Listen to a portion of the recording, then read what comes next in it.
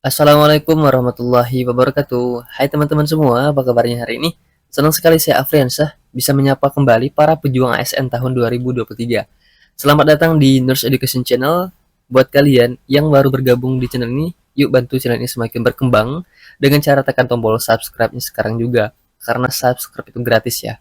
Dan jangan lupa untuk tekan tombol like, share, dan komen sebanyak-banyaknya. Oke teman-teman, seperti biasa kita hari ini akan latihan soal lagi untuk persiapan tes kompetensi teknis khususnya tenaga perawat rekrutmen P3K tahun 2023. Yuk langsung saja kita ke contoh soalnya. Oke teman-teman, kita ke soal yang pertama. Seorang laki-laki berusia 39 tahun mengalami fraktur femur dextra 1/3 proksimal, luka terbuka derajat 3B. Hasil pengkajian didapatkan data tekan darah 90/70, suhu 38,4 derajat Celcius, nadi 120 kali per menit, RR 24 kali per menit. Pasien tampak pucat dan lemah, gelisah, konjungtiva anemis, ekstremitas bawah dingin, HB 8,1 gram persen. Apakah masalah keperawatan prioritas yang dialami pasien tersebut? A. Kerusakan integritas jaringan. B. Kerusakan resiko infeksi. C. Resiko shock. D. Hipertermia. Atau E. Cemas. Oke teman-teman, di soal yang pertama kita disuruh menentukan masalah keperawatan prioritas. Artinya adalah masalah keperawatan utama yang mengancam nyawa pasien ini, baik itu berhubungan dengan airway, breathing, ataupun sirkulasi. Nah, pada soal dikatakan pasien mengalami fraktur femur dextra sepertiga proksimal, ya, yang dimana terdapat luka terbuka derajat 3B. Nah, seperti kita ketahui bahwa fraktur femur adalah terputusnya kontinuitas jaringan yang terletak pada batang femur yang bisa terjadi akibat trauma langsung ya, baik berupa kecelakaan lalu lintas ataupun jatuh dari ketinggian. Nah, fraktur femur dextra atau fraktur femur adalah patah tulang yang dapat menimbulkan perdarahan yang cukup banyak di area femur dikarenakan terdapat pembuluh darah yang sangat besar pada area ini sehingga dapat mengakibatkan pasien atau korban atau penderita dapat jatuh dalam proses shock ya, apalagi didukung dengan data yang menunjukkan bahwa pasien ini mengarah kepada shock. Apa datanya? Yaitu yang pertama tadi, adanya luka terbuka sudah pada derajat 3B.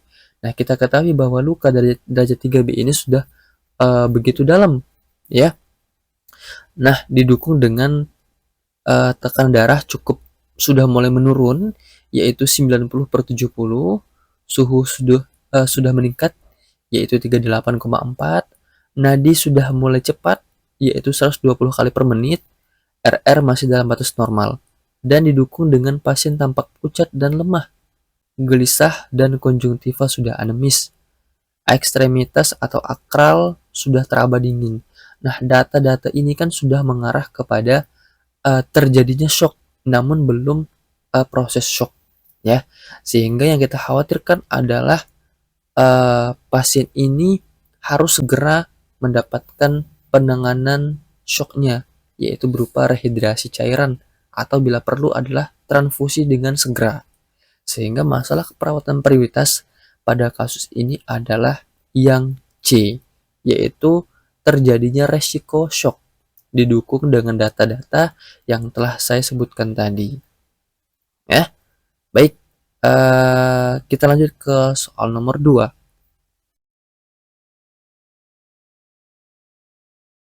Oke, sekarang kita lanjut ke soal nomor 2. Seorang laki-laki berusia 25 tahun dirawat di ruang bedah dengan keluhan kaki tidak bisa digerakkan. Hasil MRI terdapat fraktur vertebra L4 dan lumbalis kelima. Hasil pengkajian didapatkan data ekstremitas bawah terlihat atrofi paraplegia inferior, tekanan darah dalam batas normal yaitu 120/70, nadi 89 kali per menit, RR 20 kali per menit, dan suhu 36,5 derajat Celcius. Dan terdapat luka dekubitus pada punggung dengan luas 3 kali 2 cm derajat 2. Apakah tindakan keperawatan yang tepat untuk diagnosa keperawatan utama pada kasus di atas? A. Lakukan perawatan luka. B. Lakukan ROM. C. Monitor tanda-tanda vital setiap 4 jam. D. Bantu perawatan diri. Atau E. Kolaborasi dalam pemberian antibiotik. Oke teman-teman, di soal nomor 2, kita lagi-lagi disuruh menentukan tindakan keperawatan yang tepat ya, berhubungan dengan diagnosa atau masalah keperawatan utama. Artinya adalah tindakan prioritas ya. Kesalahan dalam menegakkan diagnosa keperawatan utama tentu akan mengalami kesalahan juga dalam menentukan tindakan keperawatan. Sehingga teman-teman harus bisa menyimpulkan kira-kira masalah keperawatan pada sebuah kasus nantinya pada saat ujian itu apa, sehingga teman-teman tidak mengalami kesalahan dalam menentukan tindakan keperawatan. Nah, balik pada kasus ya, yang dimana pada soal dikatakan adalah seseorang ini mengalami keluhan yaitu kaki tidak bisa digerakkan ya, yang dimana adanya fraktur vertebra pada lumbalis keempat dan 5. Didukung dengan hasil pengkajian, didapatkan data ekstremitas bawah ini terlihat atrofi dan paraplegia inferior. Artinya mengalami pengecilan ya, dikarenakan mungkin ya tidak pernah digerakkan dan mengalami kelemahan pada ekstremitas bawah. Tanda-tanda vital dalam batas normal semua ya, dan terdapat luka dekubitus pada punggung dengan luas 3 kali 2 cm derajat kedua. Nah, balik pada kasus juga ya teman-teman sekalian, bahwa fraktur lumbal adalah fraktur yang terjadi pada daerah tulang belakang, yaitu pada area bawah. Yang dimana pada soal manifestasi klinisnya atau tanda dan gejalanya adalah gangguan motorik, ya, gangguan motorik dan gangguan fleksi kaki dan lutut, yang dimana ditandai dengan kaki tidak bisa digerakkan dan terdapat atrofi dan paraplegia inferior. Sehingga berdasarkan kasus di atas, kita bisa menyimpulkan kira-kira masalah keperawatan utamanya ini apa, yaitu adanya gangguan mobilisasi yang terjadi pada pasien. Nah, sehingga untuk mengatasi gangguan mobilisasi tersebut, maka tentunya kita harus membantu kembalinya pergerakan ya, pergerakan dari pasien. Salah satunya dengan apa? Salah satunya adalah dengan cara pemberian range of motion atau ROM ya, yang dapat kita lakukan misalnya setiap 2 jam sekali untuk melatih pergerakan dari pasien ini, yaitu untuk mencegah atau mengobati ya terjadinya proses atrofi dan juga kelemahan dari ekstremitas bawahnya. Dan yang paling penting adalah mengurangi luas dari luka dekubitus yang telah terjadi pada pasien ini. Sehingga menurut saya jawaban yang benar adalah yang B, yaitu melakukan tindakan range of motion.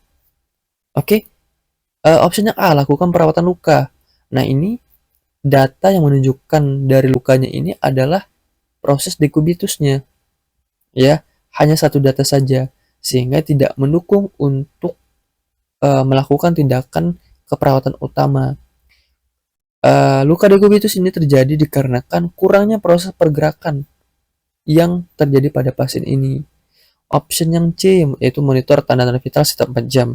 Nah, ini tidak sangat ya, cukup tidak penting ya, dikarenakan TTV-nya ini masih dalam batas normal ya. Option yang D, bantu perawatan diri. Nah, ini juga kurang tepat karena tidak ada data-data yang menunjukkan bahwa defisit perawatan diri ya. Option yang E, kolaborasi dalam pemberian antibiotik. Nah, ini juga tidak ada data menunjukkan terjadinya proses infeksi pada pasien ini. Oke, kita lanjut ke soal nomor 3. Oke teman-teman, sebelum kita lanjut ke soal berikutnya, sedikit ada informasi buat kalian yang sedang mencari platform belajar online untuk persiapan tes P3K. Nah, di sini aku perkenalkan, ini ada Sobat P3K, yang dimana ini merupakan salah satu tempat platform belajar yang saat ini kalian butuhkan untuk menghadapi tes P3K, khususnya untuk tenaga perawat. Apa-apa saja keunggulan dari Sobat P3K?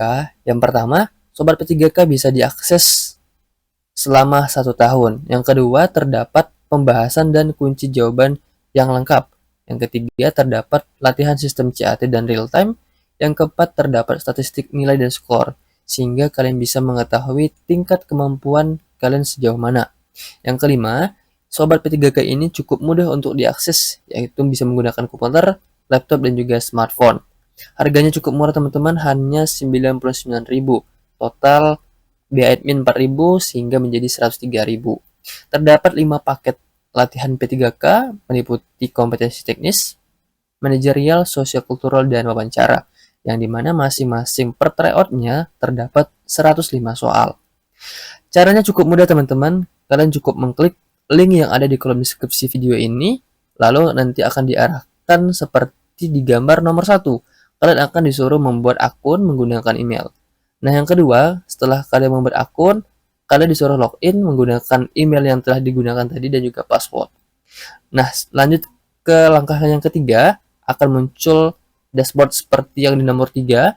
Nanti kalian tinggal klik beli tryout P3K. Nah, nanti kalian tunggu approve dari adminnya. Cukup mudah, yuk beli sekarang di Sobat P3K. Oke teman-teman, kita ke soal nomor 3. Seorang perempuan berusia 23 tahun dirawat di ruang bedah dengan keluhan patah tulang yang tidak sembuh. Hasil pengkajian pasien mengalami patah tulang tertutup pada daerah lengan kiri sejak 4 bulan yang lalu dan berobat ke dukun tulang tetapi tidak kunjung sembuh dan lama-kelamaan ototnya mengalami pengecilan. Saat dikaji kekuatan otot, pasien dapat mengangkat lengannya tetapi tidak dapat menahan tahanan. Berapakah nilai kekuatan otot pada pasien tersebut? Oke teman-teman, di soal nomor 3 ini kita disuruh menentukan nilai atau skala kekuatan otot. Ya. Nah, seperti kita ketahui atau yang pernah kita pelajari bahwa skala untuk menentukan kekuatan otot itu ada 6 skor, yaitu yang dimulai dari 0 hingga nomor 5. Ya. Nah, pada kasus dikatakan seseorang ini mengalami patah tulang tertutup atau close fracture ya pada daerah lengan kiri yang sudah terjadi sejak 4 bulan yang lalu. Namun dia sudah berobat ke dukun tulang dan tidak kunjung sembuh dan lama-kelamaan ototnya sudah mengalami atrofi atau pengecilan. Nah, saat dilakukan pengkajian kekuatan otot, pasien ini dapat mengangkat lengannya, namun tidak dapat menahan tahanan. Ya, pasien mampu mengangkat lengannya, namun tidak dapat menahan tahanan. Nah, kira-kira berapa skornya? Sekarang kita lihat pembahasannya. Ini merupakan skala kekuatan otot. Ya, yang pertama yaitu skor 0 jika pasien tidak mampu untuk bergerak. Skor 1 diberikan jika tampak gerakan otot tetapi tidak ada pergerakan sendi. Skor 2 jika terdapat pergerakan sendi tetapi tidak bisa melawan gravitasi. Skor 3 diberikan jika terjadinya pergerakan dapat melawan gravitasi tetapi tidak dapat menahan tahanan. Nah, skor 4 terjadi jika pergerakan dapat menahan tahanan tetapi kurang dari normal. Yang skor yang paling tinggi yaitu skor 5, kekuatan otot normal. Nah, balik pada kasus dikatakan bahwa pasien ini dapat mengangkat lengannya tetapi tidak dapat menahan tahanan. Kira-kira skornya berapa berdasarkan skala ini? Ya, skornya adalah 3. Dikarenakan adanya pergerakan dapat melawan gravitasi tetapi tidak dapat menahan tahanan. Sehingga jawaban benar adalah yang C, yaitu skor 3. Oke, sekarang kita lanjut ke soal nomor 4. Oke, kita ke soal nomor 4. Seorang perempuan berusia 20 tahun dirawat di ruang bedah pasca debridement dikarenakan terjadinya fraktur tibia fibula dextra tertutup pada hari yang kedua. Pasien terpasang backslap yang dibalut dengan elastis verban. Hasil pengkajian, pasien mengeluh nyeri dan CRT jari kaki kanan lebih dari 2 detik, terasa baal, dan nadi dorsalis pedis melemah. Apa intervensi keperawatan prioritas pada kasus tersebut? A. Melakukan pijatan pada jari, B. Melakukan kompres hangat, C. Melonggarkan ikatan bidai, D. Mempersiapkan pembedahan, atau E. Meninggikan kaki yang fraktur. Baik teman-teman, di soal nomor 4 ini kita disuruh menentukan intervensi keperawatan prioritas. Ya, lagi-lagi saya katakan bahwa untuk menentukan intervensi keperawatan prioritas, tentu kita harus mengetahui masalah keperawatan utama pada kasus itu apa. Ya, sekarang kita balik pada kasus yang dimana dikatakan bahwa seseorang ini mengalami fraktur tibia fibula dextra tertutup hari yang kedua dan sudah dilakukan debridement. Pasien terpasang backslap yang dibalut dengan elastis verban. Nah, dari hasil pengkajian, data yang mendukung adalah pasien ini mengeluh nyeri dan CRT jari kaki kanan lebih dari 2 detik, ya, dan terasa baal dan didukung dengan nadi dorsalis pedis yang melemah. Nah, dari data-data yang telah saya sebutkan tadi, maka masalah keperawatan yang berhubungan dengan kasus ini adalah terjadinya proses apa teman-teman? Proses pembidaian yang terlalu ketat atau yang terlalu kuat. Nah, seperti kita ketahui bahwa proses pembidaian atau prinsip pembidaian adalah uh, menghubungkan dua sendi ya pada area yang mengalami fraktur. Nah, terdapat beberapa prinsip yang harus diketahui oleh seorang petugas atau seorang perawat sebelum dan sesudah melakukan proses pembidaian. Apa itu? Yaitu periksa dan catat adanya gangguan vaskuler dan neurologi yang disingkat dengan PMS, yaitu pulsasi, motorik, dan sensorik. Nah, jika ketiga hal tersebut aman pada saat sebelum pembidaian, ya, maka lanjutkan dan periksa kembali PMS tersebut pada setelah pembidaian untuk menghindari proses yang namanya sindrom kompartemen, ya, yang dapat menyebabkan proses amputasi nantinya, dan itu sangat bahaya sekali dan sangat merugikan pasien, sehingga ketiga hal tersebut sangat diperhatikan sebelum dan sesudah pembidaian, ya. Nah, balik pada kasus, ya, dikatakan bahwa pasien ini mengeluh nyeri dan CRT jari kaki kanan lebih dari 2 detik, terasa baal dan nadi dorsalis pedis melemah pada area yang terpasang bidai tadi, yang terpasang elastis verban. Nah, kira-kira untuk mengatasi hal tersebut, maka apa yang harus kita lakukan? Sekarang kita bedah optionnya. Yang A, melakukan pijatan pada jari. Apakah hal ini bisa membantu? Ya, saya rasa tidak, dikarenakan melakukan pijatan pada jari hanya bertujuan memberikan rasa nyaman, namun tidak membantu uh, masalahnya, ya. Option B, memberikan kompres hangat. Nah, ini juga kurang membantu dikarenakan pemberian kompres hangat hanya dapat melebarkan pembuluh darah pada area kapiler. Option yang C, yaitu melonggarkan ikatan bidai. Nah, ini jawaban yang sangat tepat, yaitu kita melonggarkan ikatan bidai. Bisa saja ikatan pada elastis verbannya ini terlalu ketat atau terlalu kuat, sehingga mengganggu mengalami gangguan vaskuler dan neurologi yang berhubungan dengan PMS tadi. Option yang D, mempersiapkan pembedahan. Nah, proses pembedahan adalah proses yang dapat memperbaiki bentuk tulang yang patah tadi, sehingga ini kurang tepat. Option yang E, meninggikan kaki yang fraktur.